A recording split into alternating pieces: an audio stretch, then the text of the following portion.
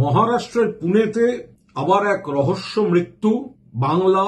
বাঙালি সেখানে কাজ করতে গেছে, ভারতীয়, এবং তার মৃতদেহের যে অবস্থা তাতে দেখে মনে হচ্ছে নানা ধরনের আঘাত আছে। তো বাংলার জলপাইগুড়ির রাজগঞ্জের ছেলে দীপু দাস তার মা রয়েছেন এখানকার বাড়িতে। তিনি কর্মসূত্রে মহারাষ্ট্রের পুনেতে, ফোন আসে দুর্ঘটনা ইত্যাদি, কিন্তু তারপর যা খবর পাওয়া যাচ্ছে এবং ছবি দেখে যা অনুমান, আশঙ্কা, এইভাবে দীপু দাসের অস্বাভাবিক মৃত্যু, এই যে একটা বাতাবরণ চলছে বিভিন্ন বিজেপি শাসিত রাজ্যে, বাংলা বললেই বাঙালি যারা ভারতীয় তাদের উপরও আক্রমণ, বাংলাদেশি বলে দাগিয়ে দেওয়া, তো আবার এই ধরনেরই কোনো মৃত্যু নয় তো, সেই মৃত্যুর একটা অভিযোগ কিন্তু উঠছে। ফলে এর পুরোদস্তুর তদন্ত প্রয়োজন।